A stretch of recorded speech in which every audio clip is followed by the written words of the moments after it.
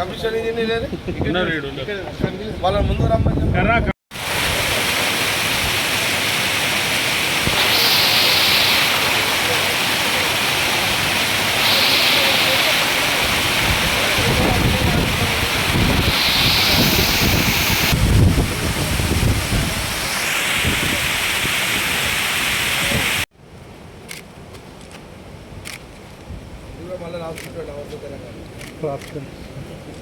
ప్రచారం వాళ్ళు కూడా వేస్తున్నారు.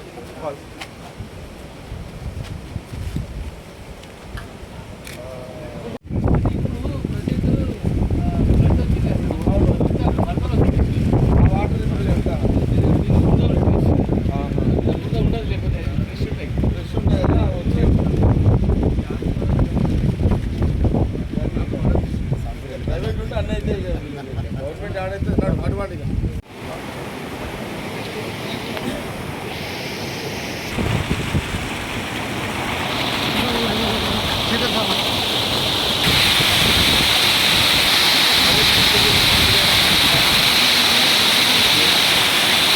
నేను 10 ఏళ్ళు ఫీల్డ్లో లేను.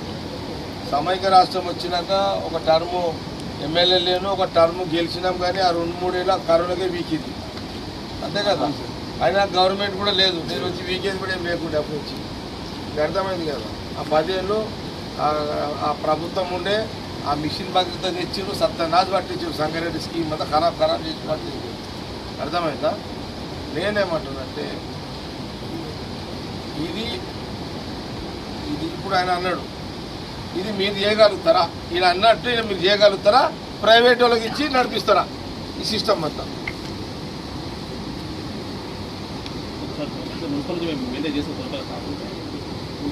జైలు నీకు బీపీ ఉందని లేదు కదా, టార్చర్ ఉంటుంది.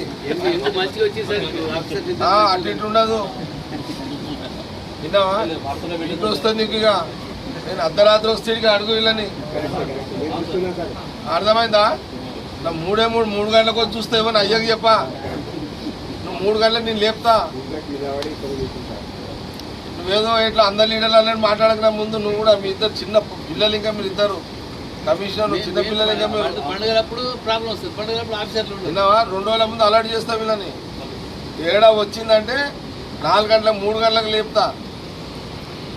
ఏదో అందరూ ఏదో చెప్తారు ఇంట్లో అంటారు కాదు నా టైపు. నేను ఇట్లా అర్ధరాత్రి లింక్ ఏది పబ్లిక్ తెలియదు, మళ్ళా ప్రజలకు తెలియదు. ఇది ఈయనకు అడుగు. వీళ్ళు టెక్నికల్ ఉన్నారు కానీ తక్కువ ఉన్నారు, లేకపోతే అర్థమైందా? నువ్వు ఏది ఈజీగా అనేసినావు. నువ్వు అట్లుండా ఈడు వచ్చినట్టు నువ్వు అర్థం చేసుకోను. 3 ఏళ్ళ గవర్నమెంట్ ఉంటుంది. ఆ గవర్నమెంట్ లేకపోతేనే మీరు పనిచేస్తారు. కాంగ్రెస్ గవర్నమెంట్ ఉంటే మీరు ఫ్రైయే. ఏమన్నా నాకు water Sangareddy public water pure white ఉండాలి, ఫిల్టర్ కావాలి, ఎర్ర నీళ్ళు రావద్దు. అది నువ్వు అట్లా చేస్తా. నేను ఎందుకు నీకు అలర్ట్ చేస్తున్నా అంటే నేను నా అంత అర్ధరాత్రి కూడా నేను చెక్ చేస్తాను. నువ్వు ఉండవు అప్పుడు. నేను చెక్ చేసినప్పుడు ఫస్ట్ స్కీమ్ స్టార్ట్ అయినప్పుడు ఇక్కడ ఎవరు లేరు, కరెంట్ లేదు. నాకు రోజు నెలకు 6 లక్షలు డీజిల్ గీయాలి. మీ పైసలు కావు, నా సొంత పైసలు కట్టినా. రోజు 20,000 రావాలి. 20,000 వస్తే డీజిల్ కొనుక్కొని ఎన్ని రోజులు 1 ఇయర్ డీజిల్ నడిపించిన. ఇన్ని పైసలు ఏది కరెంట్ వచ్చేదాకా ఎన్ని పైసలు అంటే లెక్కలేని పైసలు ఇచ్చింది. యోగా అర్థమైందా?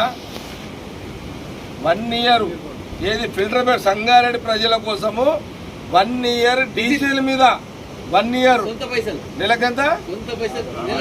6 లక్షల డీజిల్ అంటే ఎంత అవుతుంది మొత్తం 1 ఇయర్కి? 70 లక్షల పిల్లలకు మంచి బిల్ల వస్తుంది. ఇది ఒకటే కాదు, వాళ్ళు ముగ్గురు కాంట్రాక్టర్లు కట్టి ఇచ్చిపెట్టి వెళ్ళిపోయారు. అప్పుడు మెగావాడు దెంగేసిండు, అందరు కట్టి మెగావాడు దెంగేసిండు. మళ్ళీ 20 లక్షలు అయింది. నేను అవన్నీ సరి చేసి 20 లక్షలు అయితే 20 లక్షలు ఇచ్చింది సార్. సపరేట్ 20 లక్షలు ఇచ్చింది. పబ్లిక్ కోసం ₹1 కోటి పెట్టిన అయ్యే ₹1 కోటి టైంకి 2,000 ఇస్తే ₹1 కోటి పడతాయి ఈజీగా. అప్పుడు ₹1 కోటి అంటే అప్పుడు ₹1 అంటే ఏది 20 ఏళ్ళ కింద 15 ఏళ్ళ కిందనా 9 ఇచ్చింది సార్ నాకు. ఇది అర్థమైందా? 20 లక్షలు కొందరు 1,000, 2,000 ఇస్తే ఓట్లు గుంజేస్తున్నారు ఇంటి ఎల్లంకలం అంటే. అంతే కదా? అవును సార్, 20 లక్షలు ఇస్తేనే ఈ వర్క్ అంతా కంప్లీట్ అట్లా తెచ్చిండ్రా నాయన వాటరు ఇంత వచ్చింది అనుకుంటారా? ఎంత జరిగినా ఏంది? ఆ? సరే అయిపోయింది ఇక. ఇప్పుడు నేను అడిగిన దానికి జవాబు చెప్పండి.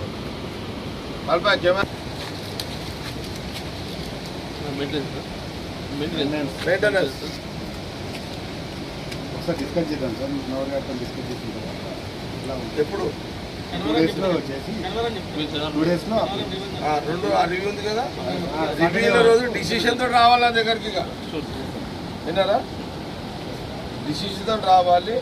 నా సజెషన్, మీరు గతంలో ప్రైవేట్ ఎట్లా నడిపించారో అట్లే నడిపించుకోండి అదే సార్ డిస్కస్ చేసినానండి.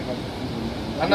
ఈ లోపల నువ్వు ప్రిపేర్గా ఏంది ఇప్పుడున్న లేటెస్ట్ ఫిల్టర్ వాటర్ ఫ్రెష్గా ఉండడానికి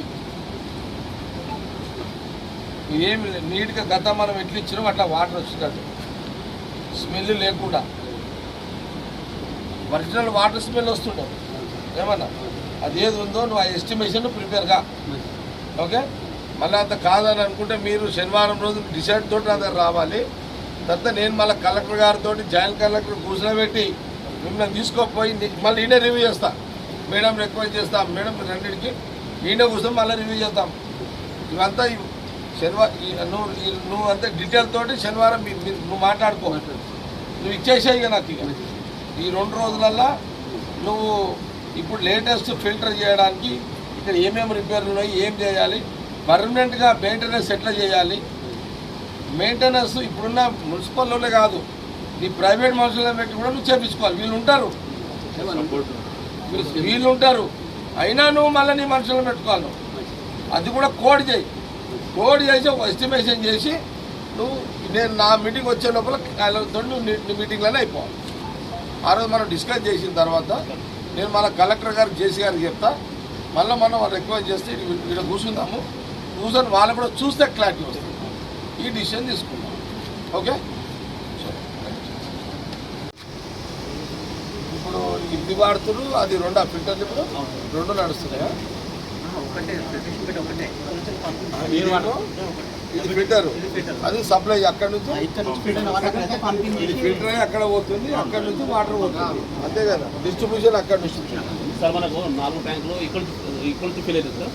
ఇంకా 2 ట్యాంకులు అంటే వాటర్ మాత్రం ఇదే దీన్ని. నేనేమంటానంటే ఇప్పుడు ఫిల్టర్ది డిస్ట్రిబ్యూషన్ మనం 12 ట్యాంకులు వీటితో నింపెట్టేవాళ్ళం. గోపాల్ చెప్పాను, నువ్వు చెప్పాను. 2010లోనా మనం ఎప్పుడైనా చేసింది? 9-10 కదా మనం ఇనాగ్రేషన్ చేసింది. చేసినప్పుడు మనం ఎన్ని ట్యాంకులు? 10 ఉన్నాయి అప్పుడు. 10 ట్యాంకులు ఎంత ఉండే కదా? ఎంత?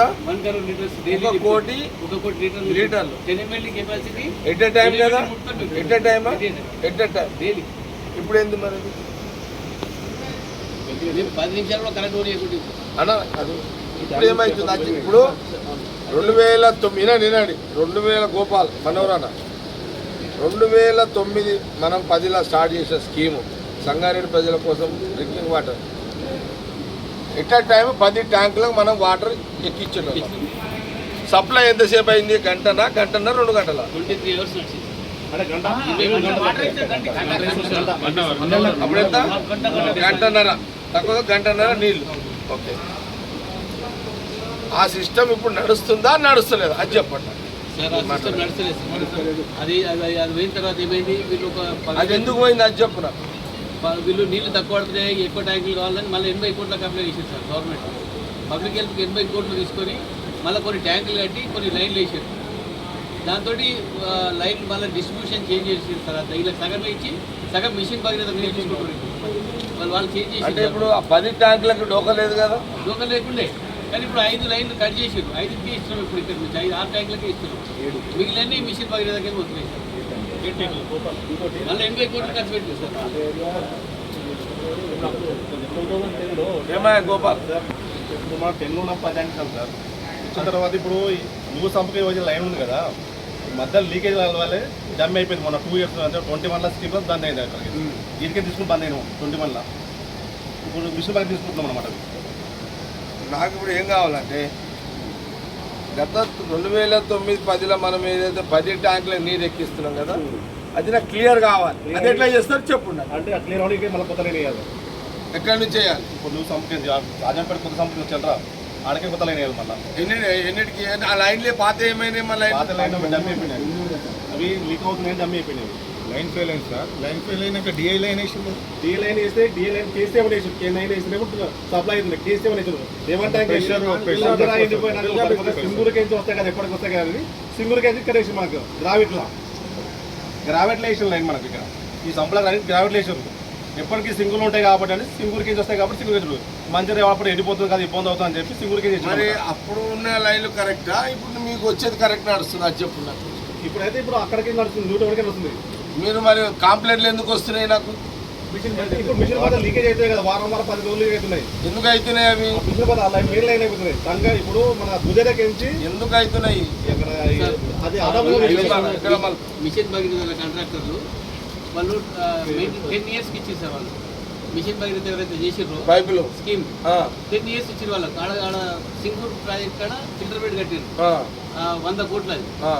అది కట్టి వాళ్ళు నీళ్ళు ఎప్పుడైతే ఇస్తారో 10 ఇయర్స్ మెయింటైన్ చేయాలి సార్ వాళ్ళు. ఇక్కడ జి గోపాలకృష్ణారెడ్డి అని మెయింటైన్ చేస్తున్నారు. 10 సంవత్సరాలు అయినా నీళ్ళు ఇవ్వాలి. అయితే ఇప్పుడు 8 సంవత్సరాలు అయింది సార్. ఇప్పుడు ఇంకా 2 ఇయర్స్ ఇవ్వమంటే ఆయన చాలా కింద మీద పడుతున్నారు నీళ్ళు ఇస్తారు. పైపులు అంతా డ్యామేజ్ అయినాయి, ఏర్ వాళ్ళు పనిచేస్తలేవు, తులసి వాళ్ళు పనిచేస్తలేవు. వాడు ఏం కూడా రిప్లేస్ చేస్తలేడు. పలిపోతే వారం రోజులు ఆగి వారం రోజులకు వేస్తున్నాడు. ఇప్పుడు మనకు మొత్తం నీళ్ళంతా డ్యామేజ్ అంటే భగీరథలో వేసిన పైపులన్నీ నాణ్యత లేని పలిగిపోతున్నాయి. అందుకే సంగారెడ్డి పబ్లిక్ సఫర్ అవుతున్నారు.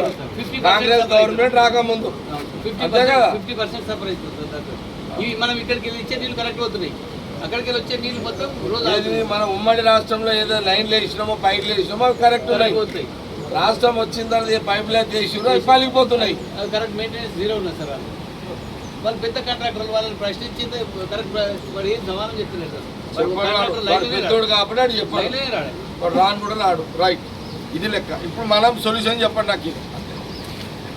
నాకు ఇప్పుడు 10 ట్యాంకులు పాత లెక్కలో స్టార్ట్ కావాలి.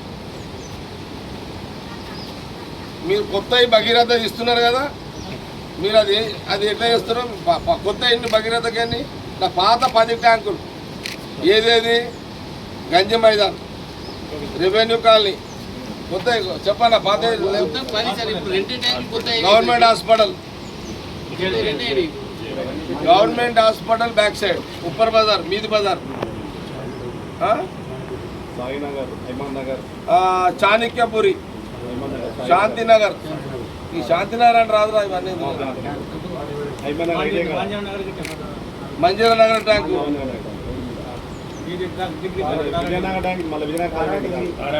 Vijayanagar colony, Vijayanagar colony tank, Tara degree college tank.